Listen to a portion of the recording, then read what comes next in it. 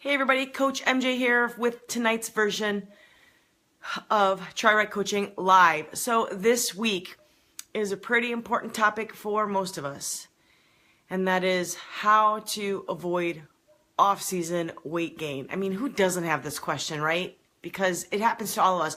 And now that we're like at the end of October, it's getting cold out, we're stopping the racing, and things are starting to wind up for the year. A lot of us go into like hibernation for the winter months. So what are some tips and tricks that we can do and use so that we don't gain a bunch of weight and then have to try and take it off in the beginning of next season? Hey Candace, hey Eric, hey Nora, thank you guys so much for hopping in. Hey Dawn. Okay, so the bonus this week, you guys, is really cool because, I haven't raced in several years, but I used to have this same issue and my weight would fluctuate, I would say probably between 5 and 7 pounds in the off season. And I was always looking for like something different, something good to eat, something quick, something healthy, something fast, something good for me. So that's what the bonus is this week, you guys. So if you don't even watch the rest of this video, even for those of you on the replay, go grab the bonus, TriRightCoaching.com/bonus. I put 10 links in there to healthy recipes, and some of the links are actually lists of recipes. So there's a lot of really good stuff, so you don't have to like everything, Not everybody's going to like every recipe that's on there, right? That's why I give you 10 different options. So take some time, go check out that bonus. All you have to do is grab it, is go to TriRightCoaching.com/bonus. It will be emailed right to you. So, hey Jim, thank you guys so much for hopping in. All right, the very first thing that you should do when your season kind of is wrapping up and you're finishing up, stop with the energy bars and the energy drinks. So we're so used to trying to fit in our work, our life, our family, and our training, and you got to eat somewhere in there. And so a lot of us turn to prepackaged bars, meals, and the Gatorade drinks like that. That's stuff that you should put in the back of your cabinet or put to the side for the off season. Give your body a break from all of that stuff. And I'm not going to diss any of those things, but whole foods, fresh foods, those are the best ones for you. So if you're used to eating this certain bar every morning for breakfast because you're taking that in before you hit the pool in the morning because you don't have time to make breakfast before master swim, now that you're going to take a break a little bit, I want you to kind of change it up. Put all of those things to the back of your cabinet. Hey, Kevin. Okay. On another note, and I'm going to say this. Okay, so the hair, guys, I don't know how you ladies do this with no bangs. So I have had bangs since I was like 2nd grade.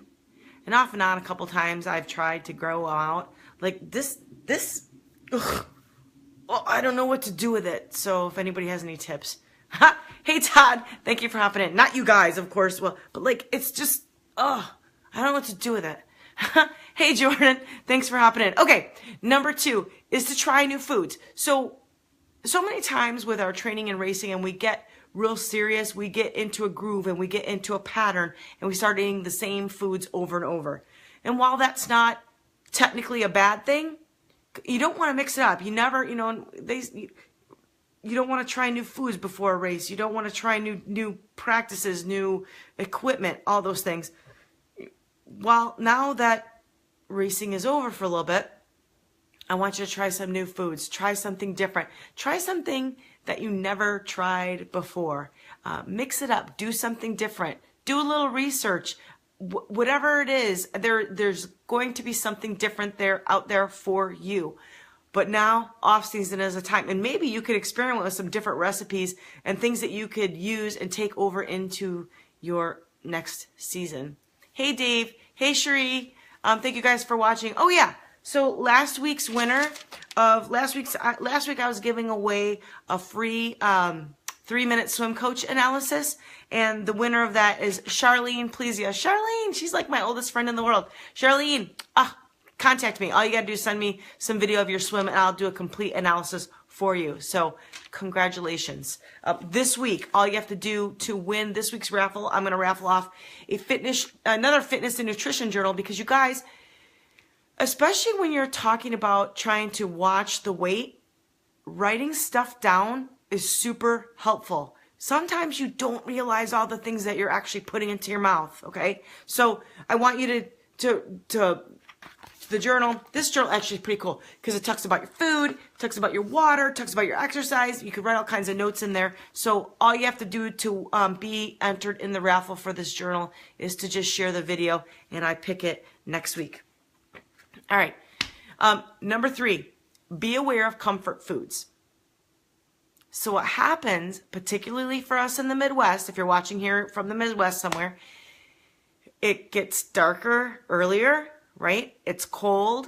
We don't want to get out. We don't want to get out and do those workouts as much because it's just not as comfortable. It's not as convenient as it is in more neutral temperatures.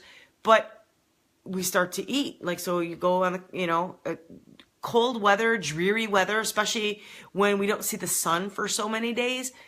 It turns people to eat. That's what they do. And you turn to comfort foods. And that's different for everybody. It could be ice cream. It could be chocolate. It could be pizza. It could be whatever it is. Pay attention to that. And what I'm not saying, guys, and I'm not a nutritionist by any means, okay?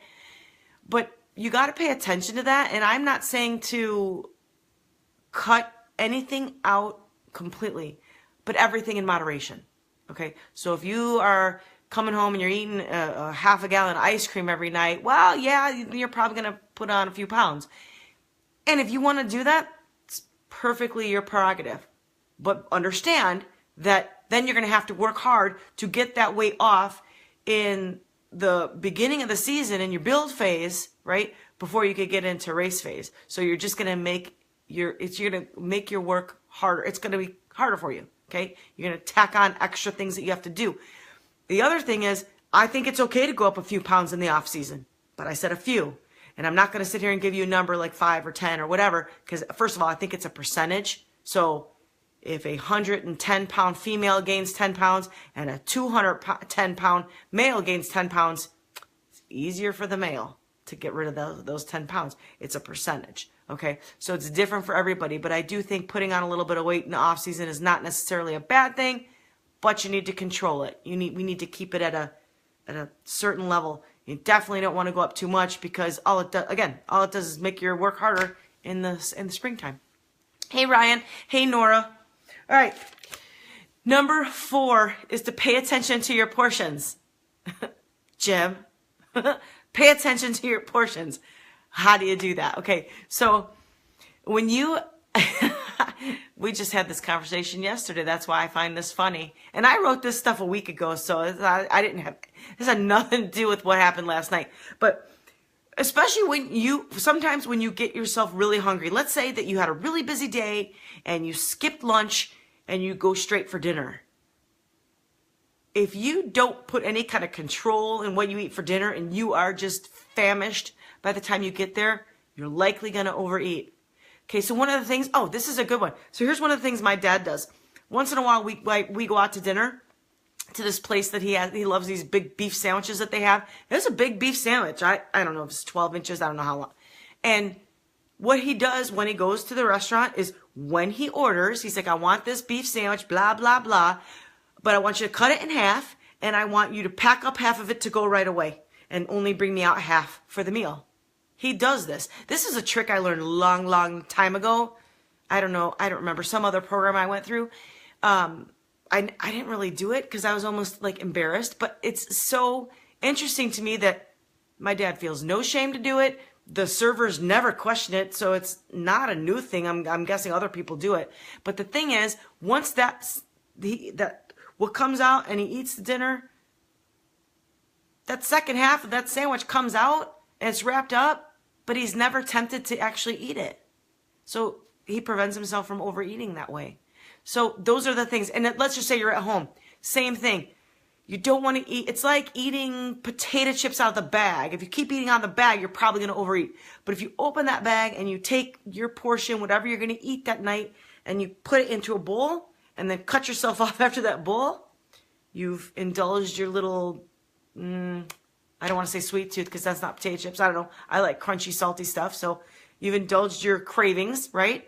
But you didn't overeat. You didn't gorge. You didn't, go crazy and have the whole entire bag, That's what I mean. All right. Hey, Ryan. Welcome. All right. This week's bonus, TriRightCoaching.com/bonus. It's a list, you guys, of really good, easy, fast, healthy food recipes that you could make. And I tried to get some different stuff in there because, I don't know, you just get tired of eating the same stuff all the time, right? Well, the off season is a really good time to kind of pick and choose, try different things. You should have a little extra time because you're not training as hard. So spend some time in the kitchen, trying some different things so that going into 2018 what kind of recipes that you can have and make during your training. But yeah, so I went through and picked some of the best recipes, and some of these, there's 10 different links to different recipes, and some are just single recipes, but some are a list of like 4 or 5 different foods. One of them is like the top 5 superfoods from active.com or somewhere like that. Anyway, if you want that, all you have to get that PDF, all you have to do is go to TriRightCoaching.com/bonus, and you'll get that PDF and you get all those links, and you can go and research and pick and choose which recipes that would work for you. Hey, Jennifer, welcome. Okay, the portions. So we did that. Number 5. Number 5, keep some activity. So triathlon season's over, maybe your marathon season's over, you're hanging up the shoes, you're hanging up the goggles. Don't just do nothing. Okay? And I'm guilty of it. Sometimes, I've been known to do years where I do an Ironman and 2 days later I'm doing an hour and a half bike ride. But I've also been known to do a race and then not touch anything for, 3 weeks. Okay? That's not what you want to do. I don't recommend that. So I'm not saying training, but I am saying do some kind of activity. And there's a difference between working out and training, in my opinion. Okay, so when you work out, so like, for example, last year I was trying to do cross-country skiing. I didn't consider that training. I mean, I guess I was training for a skiing race, right? But it wasn't training. It was like just working out the stairs. Like when I go to do the stairs right now, I don't consider that training. I consider that a workout because I'm not training for anything specifically, but I'm trying to keep moving. So that's what I want you to do. Stop racing and training, eat more, you're going to gain weight. Simple math, right? So make sure you're doing something. And it doesn't have to be competitive. It doesn't have to be super hard and intense and hardcore.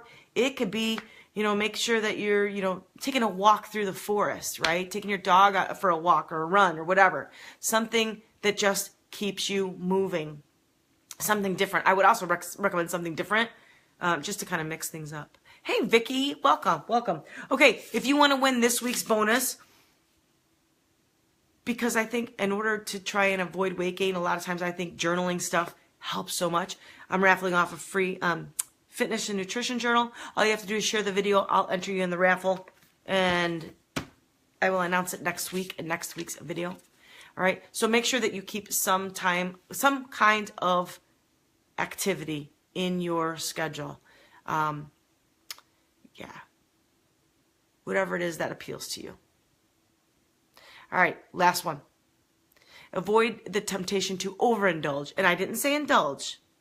Okay? I said overindulge. And my grandma used to say this all the time. And she would use my full name, not MJ. And I'm not going to say it. But she'd be like, everything in moderation. And she would say that all the time. And you know what? She was right. She was absolutely right. You can have those potato chips. You can have that chocolate. You can have whatever it is you want if you balance it out. Again, not that half gallon of ice cream every night, but maybe a scoop every couple of nights. Whatever. So a lot of times if you tend to deprive yourself of some certain things, you won't last that long. And then when you do, you're going to fall off the wagon and you're going to just go bonkers on it and just destroy all the hard work that you've done when you were trying to be, so good, right? So do everything and, just try not to overindulge. Okay, just maintain a little control. Oh, here's another thing. You could, dark chocolate. I hated dark chocolate forever, for years and years. I'm like, stuff's bitter. Blah, I don't know why anyone eats it. It's got healthy properties to it, right? So I will once in a while have a piece of dark chocolate. But I'll make it hard to eat the second piece. In other words, I'll grab one piece, one block. I buy them in the little packets, and I don't know, there's like 10 or 12 little chocolate squares. I don't know if they're like that big. Little chocolate squares in the bag. And I'll take one and go to eat it. And if I want another one, I have to get up and go back to the cabinet and go get it. 9 times out of 10, I don't go back and go get a second piece. I'm good. It's done. But if I had taken 3 or 4 pieces with me to go sit down on the couch or in bed or wherever I'm at, I probably would eat all 3. Okay? So make it hard. Make it, just take one. So again, a tiny bowl of chips. And if you are still starving hungry, maybe then you'll go and go for a second helping, which maybe you should, maybe you shouldn't. Again, not a nutritionist. Don't call me out. I'm not trying to be one. All I'm trying to do is say that there are definitely some tips. These are some things that you can do to try and control weight gain off season, because I think most of us have this issue. I mean, we lose daylight. We lose the warm temperatures. We're not working out as much. People stay in more. They're not out and as active. I'm certainly not in the winter. I mean, it's a lot harder for me to get out and put on a hat and gloves and tights and all that and get out for a cold run than it is when it's like 80 degrees outside or 70 degrees outside even, to just throw on my t-shirt, shorts, and shoes and get out the door, right? So definitely you want to try and change some other habits. If you're not working out as hard, you have to change some of the other things that you're doing. You clearly can't continue to eat the volume of calories that you were if you're training 12, 16, 18, 20 hours a week, and then you drop down to 6 hours, or you even drop down to 0 hours. You can't continue to eat the same things. What do you think is going to happen? All right. Hey, James, thank you for hopping in. Welcome. All right, guys. Last time, 2 things. Last time, go to TriRightCoaching.com, grab the /bonus, grab the bonus. It's a list of, there are 10 different links to some great, healthy, quick, easy recipes specifically for athletes, really, for you to kind of check out, try something new. If you are interested in this journal to kind of help you, because I always find that writing stuff down, you guys, helps me so much more. And it's just for you, but to go back and track things, and then so on days when you're feeling really good, like, what did I do that day? Or days you're not feeling so good, what did I do this day? Or what did I do the past couple days? This is really good. So this, you're able to track your food, your water, your workouts, your sleep even, and kind of help you get into a pattern that's going to help you keep weight down for the off season. Hi, Ivy. Thank you so much for hopping in. Oh, yeah. So all you have to do to enter the raffle for this video is to just share it, and then I pick it about, I don't know, an hour or 2 before next week's video. So next week's video, the topic, what to wear for winter running. And again, I don't know, I think most of you are here in Chicago, but I feel like we went from summer to winter. What the heck happened to fall? Like, I feel like just a few weeks ago, it was 90, I was in a t-shirt and shorts, it was beautiful, and now it's like 32 degrees outside, right? And every year, this happens to me every year, I kind of forget what to wear. I'm like, wait, now, how many layers do I put on for this temperature, and how do I, because everybody's different, right? What I might wear in 32 degrees might not be what you're going to wear, or she's going to wear, or he's going to wear. Everybody figures it out. And so next week, I'm going to give you some strategies on kind of how to figure that out, and some tips and tricks. And I've covered this, I think, before in like a Q&A video, but I want to cover it again, because now that we're into the freezing temps again, I have to go through that whole process of, well, how many, do I need 2 pairs of gloves? Should I bring my hand warmers? Do I need the wool socks for this run? So I want to go over all those things so that you can be ready and prepared, and not let the weather, don't let the cold weather stop that outdoor running, you guys. It could be some great running outside in cold weather, as long as you're properly dressed for it. So let's make sure that you're properly dressed. So next week's topic is what to wear for winter running. All right. Hey, and you guys, Thank you guys so much again for hopping in and watching. I appreciate all of you. But if there are some topics, questions, or anything that you have, put them in the comments. Now, I have my topics listed out all the way to the end of January at this point. But if somebody throws at me a topic that I think is more important, I'm going to change things up, because I just got a question from one of my clients today. I was like, that is a fabulous question. It's going to be a live video now. I'm not going to tell you what that question was, but it's a question I haven't had in many years. And I don't know if, like, somewhere along the line, I just assumed everybody knew it.